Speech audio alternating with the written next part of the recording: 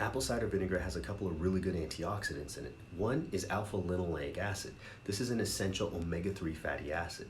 Whenever you hear the term essential, that just means that your body can't make it. You have to get it by consuming it.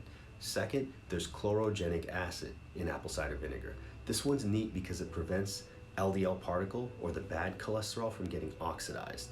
The reason you don't want a lot of oxidized LDL particles is because it can cause inflammation in the arterial walls, the blood vessels, leading to your organs and your tissues.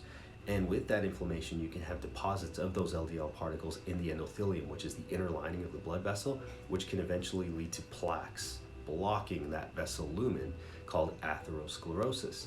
And if you have a blockage of blood flow, or atherosclerosis, that can lead to heart attacks and strokes. In terms of the evidence, there's been a meta-analysis done, which is a combination of different clinical studies that shows a benefit of apple cider vinegar postprandially, or after a meal, when it comes to reducing blood sugars and improving insulin sensitivity. This can be beneficial for diabetics especially, but there's a caveat. Make sure you check with your doctor before doing this, because apple cider vinegar can interact with some of the diabetes medications.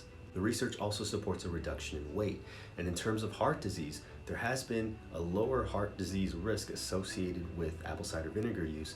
This was a study, a Harvard study, done with over 76,000 women, but the problem here is it was a prospective cohort study, which means it looked at a group of people over time. So we can't say for sure whether the apple cider vinegar resulted in the lower risk of heart disease or whether it was just an association. So I just wanted you to know where that point came from.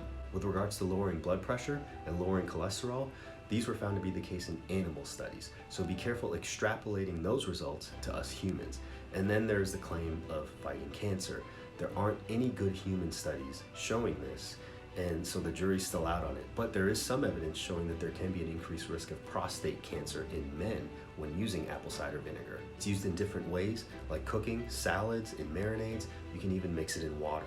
I want to end with a couple of cautionary points.